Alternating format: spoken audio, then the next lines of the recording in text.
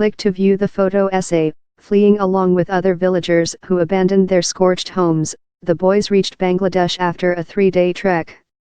At Kutupalong, they were treated for 3 weeks for their burns at a Médecins Sans Frontières (MSF) clinic.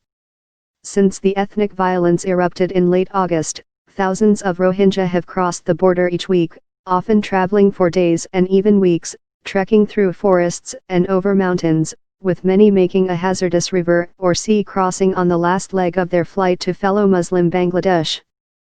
Bangladeshi hospitals and international aid agencies are struggling to provide medical care for all the refugees, many of whom have suffered horrific injuries and psychological trauma.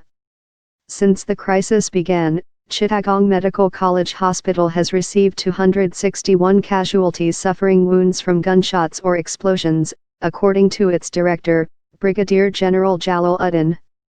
16 have died from their wounds and some have been crippled. We have had to amputate the limbs of some patients, Jalal Uddin said.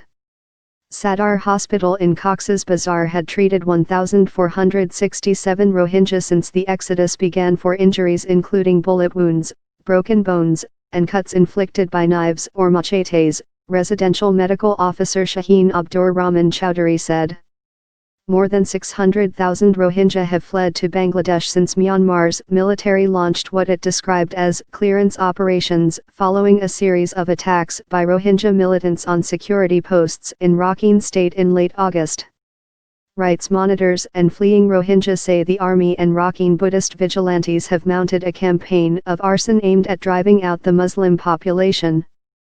The UN Rights Agency said it was a textbook example of ethnic cleansing. Myanmar, an overwhelmingly Buddhist nation, rejects the charge, saying its forces targeted insurgents of the Arakan Rohingya Salvation Army, whom it has accused of setting fires and attacking civilians. At the camps in Bangladesh, other Rohingya victims of the violence recounted the horrors they had lived through. Anwara Begum Anwara Begum, 36, said she woke to find her home in Mongda Township, in the northernmost part of Rakhine State, in flames. Before she could get out, the burning roof caved in on her and her nylon clothes melted onto her arms. Her husband carried her for 8 days to reach the Kutupalong camp in Bangladesh. I thought I was going to die.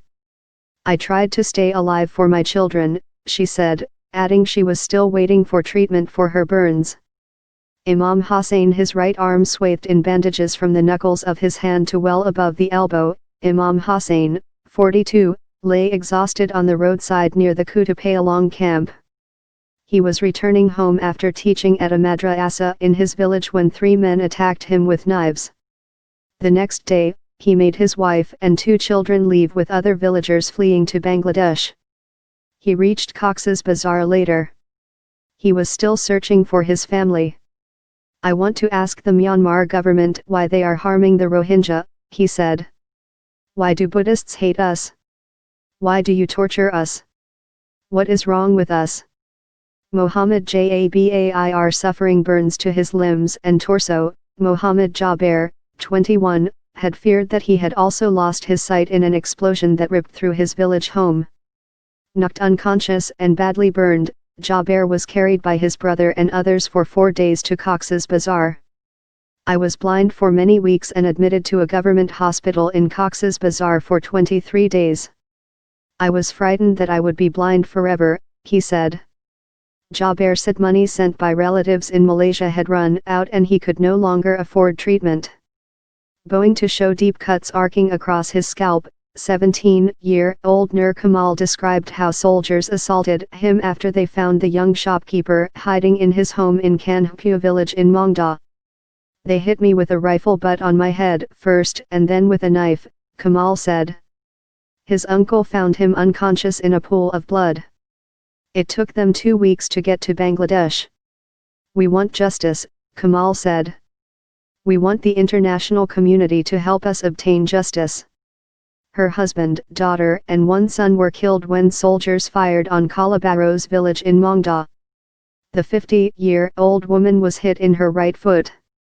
For several hours, she lay where she fell, pretending to be dead, before a grandson found her. During their 11-day journey to Bangladesh, a village doctor amputated her infected foot and 4 men carried her on a stretcher made of bamboo and a bedsheet. As we walked through the forest, we saw burnt villages and dead bodies. I thought we would never be safe, she said. Abdur Rahman, a 73-year-old merchant from Mongda, was ambushed while walking on a mountain path with other refugees. A machete thrown at his feet severed 3 toes as he ran from his attackers. With his foot bleeding through a tourniquet made from his langi, or sarong, Rahman walked for 2 more hours, before his nephew and friends carried him across the border.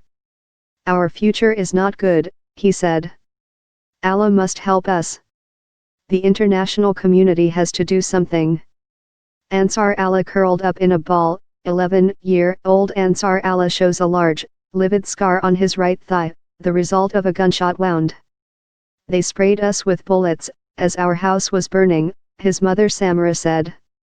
It was a bullet half the size of my index finger, she said, before adding, I can't stop thinking, why did God put us in that dangerous situation? Setara Begum Satara Begum, 12, was among 9 siblings in their home in Mongda when it was hit by a rocket. Satara's father carried her for 2 days to Bangladesh. The young girl received no treatment for the severe burns to her feet. Her feet healed. But she has no toes. The trauma has scarred her psychologically. She has been mute from that day, and doesn't speak to anyone, her mother said.